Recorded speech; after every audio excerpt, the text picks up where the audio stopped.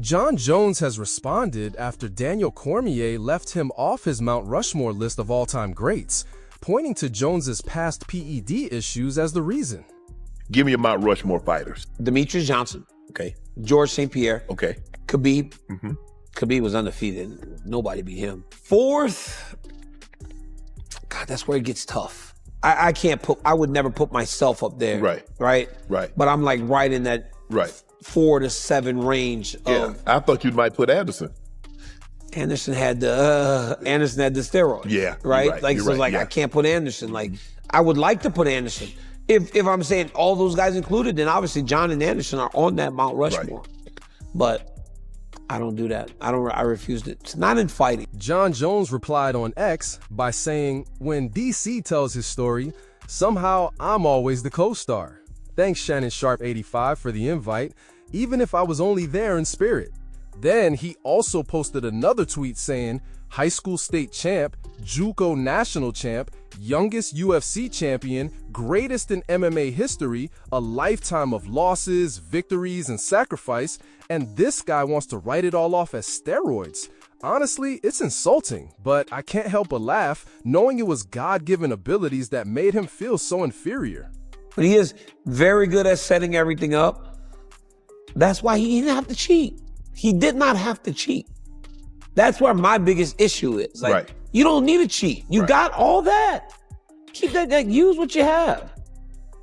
And he gonna always get mad at me. He gonna be on me now if it is. Oh, I live. The other day he said he lived rent-free in my house, in my brain or something like that. I'm like, man, shut up. I don't care about you. TJ Dillashaw said he was proud of Khamzat Chimaev's insane performance against Dricus Du Plessis. Look at that cardio, boys. Unbelievable. Cardio was sick. I didn't watch it live. I watched it the day after because I was at the Sprouts convention. And when I saw that it was a 5-round, insanely unanimous decision, I just knew it's like, let's fucking go, right? Like, everyone thought the only way he was going to win was by finishing him. He went out there and just put on an absolute clinic. I was surprised with how easy he made it look. I know he was good. I thought it was going to be a lot harder of a challenge. I mean, I'm a DDP fan as well, too, like his pressure and the way he fights, right? But Chimaev looked like very low level, like he'd never wrestled a day in his life before. It was crazy. He took him down and crucified him in under 50 seconds. You know what I mean? Like under 50 seconds, he got taken out and crucified and like held him there for so long. Insane to me. Nate Diaz explained how a fight with Khamzat Chimaev would go down, saying, let's go to the ground, motherfucker. I'm a black belt. If you were Dricus, how would you have defended all those takedowns? Well, you have to be either better than him at that, which he's not. He's not at getting on top and stuff, or you have to like when I was gonna fight him, they were like, I had 5 years ago. the wrestlers coming up to me like Henry Cejudo and people coming up there like, just don't let him take it down. I'm like, no, I'm going out there to go to the ground. You think I'm gonna sit there and try to defend the takedown the whole time? Yeah. And then defend, get up until you're too tired, until you get your back taken a choke like Poirier did and Gaethje. It's like, no, you don't fight like that. You learn how to fight from your back, and you're gonna lose the decision anyway. So learn how to fight there. Get him in front of you, put him in your closed guard, and beat the fuck out of him and finish him. You're gonna make my life a living in hell trying to get up, then I'm just not gonna try to get up. I'm gonna beat the fuck out of you from my back and lose the decision, or take you out somehow by brutally damaging your whole grill, catching you in your choke, flipping you over, fucking you up. And that's what I'm saying. I'm not gonna be an athlete back with you because you already obviously got that part covered. That's how he got there, you know what I'm saying? Yeah. So I put him in front of me, put him in a closed guard, and beat the fucking shit out of him. Like, I didn't plan on getting up when I fought Khamzat. I'm like, let's go to the ground, motherfucker. I do Gracie Jiu-Jitsu. I'm a black belt. I've been for years. I plan on going to my back and finishing your fucking ass, or splitting your whole face open while I'm down there for 25 minutes, you know? I don't like that kind of fighting. What's the type of fighting? It's boring to me. Like it's someone that's on the ground the whole time? Like he's supposed to be a big, scary guy, right? And do you remember when he had him in side control and he's holding him? Yeah. Dominating him, right? And then he's like, let's go, and he hits him a little bit, like little soft punches and shit.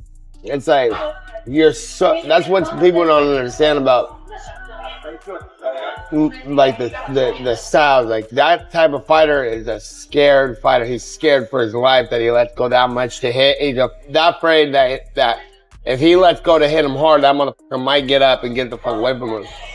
So that's a scared style to me. And he comes off as this big intimidating guy, but he's a big old scared fucking child. And I think and that's why I tweeted about it. I said, he's not a fighter because you could tell by how scared he is holding him that tight. Rampage Jackson made it clear that Dricus Du Plessis shouldn't even be bringing up the idea of a rematch with Khamzat Chimaev, according to Rampage, after the way Khamzat dominated. Should he and his team try to seek an immediate rematch? No.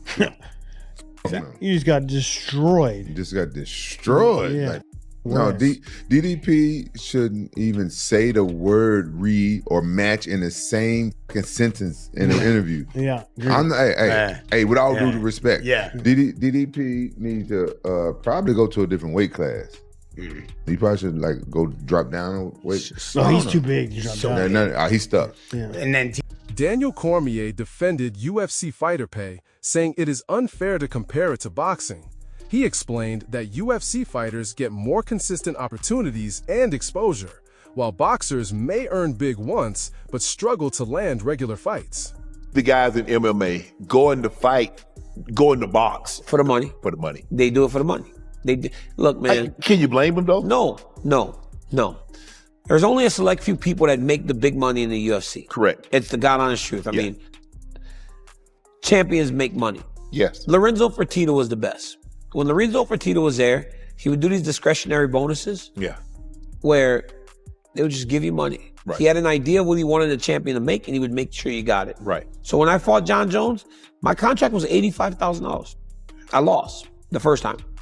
On Monday, Dana called me and goes, "You did a great job. We're going to send you a check for $1 million." What? Swear to God.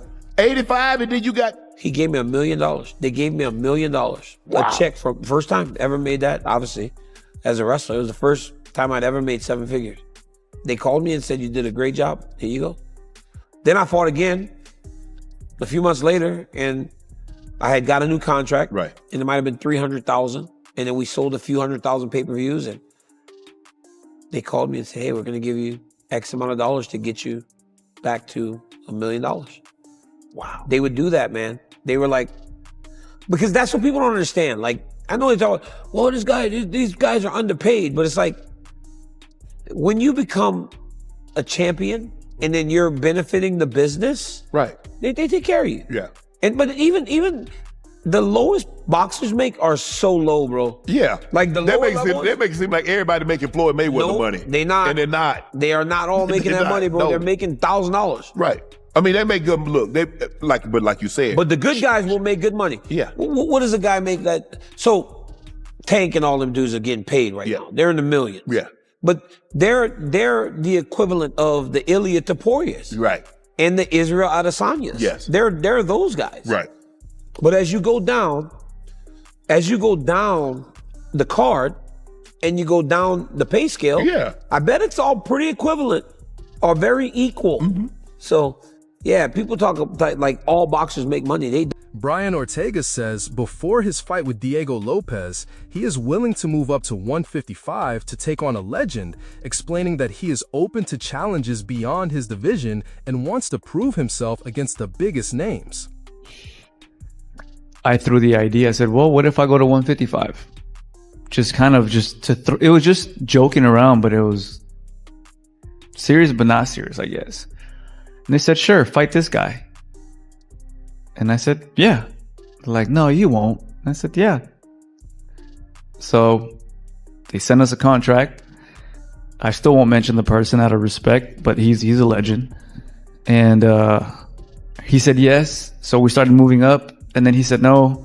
And then he said yes. And then he said no. And then we took the fight with Diego Lopes. And then after that, things opened up in the featherweight division. Max left, Ilya left. Like there's just a lot of movement that I can't. I mean, I'm sure you guys are trying to keep up with it as well, but there's a lot of movement. You know, you got these guys coming up like Gene Silva. You got Laron Murphy. You got all these. There's just a lot of movement. You know, so that created more opportunities for me to fight, and that's as long as there's fights and I can kind of fight at least 2 times, 3 times a year, then that'll be great. Thanks for watching all the way through. If you enjoyed this breakdown and want to keep up with all the latest MMA news, fight updates, and behind-the-scenes stories, make sure you hit that like button and subscribe to the channel, turning on the notification bell so you never miss when a new video drops. We are bringing you daily content on your favorite fighters and biggest events, so your support means a lot. Drop your thoughts in the comments. Let us know who you think should be next for these fighters and join the conversation. Thanks again for being here, and we will catch you in the next video.